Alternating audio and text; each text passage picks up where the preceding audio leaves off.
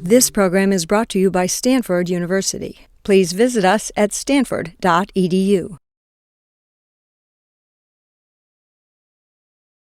One notion to just think about is, rather than communication as listening and talking and hearing, think about communication as convincing the other side that you can hear them and that they are being heard.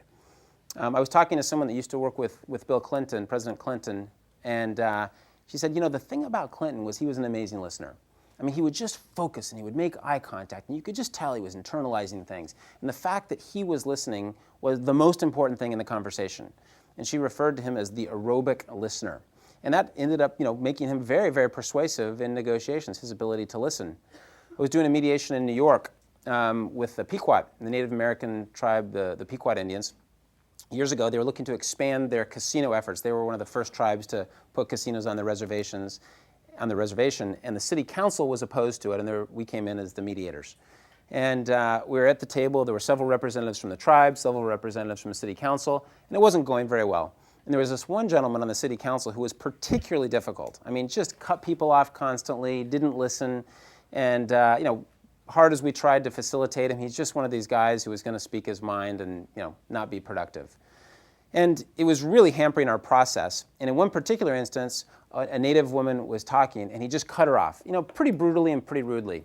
And then a woman on the city council, so same side of the table as him on the team, cut him off and said, "John, you're just not listening to them. Can you just take a step back and listen to what they have to say?"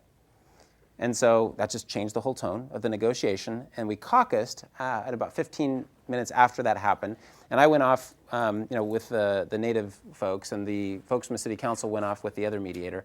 And what the person on the Native tribe who'd been interrupted said, "Hey, you guys, there's this one woman on the city council side who seems to get it. I mean, she gets it that the guy on her side's kind of being a jerk, and I think she's kind of reasonable, and I think we could deal with her. Maybe there's a way we can kind of use her to leverage her goodwill towards us."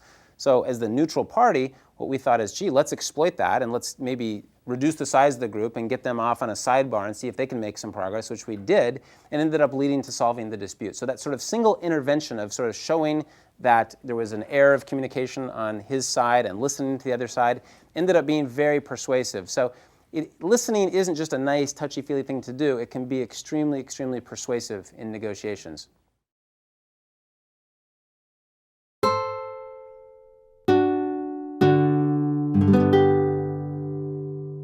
The preceding program is copyrighted by Stanford University.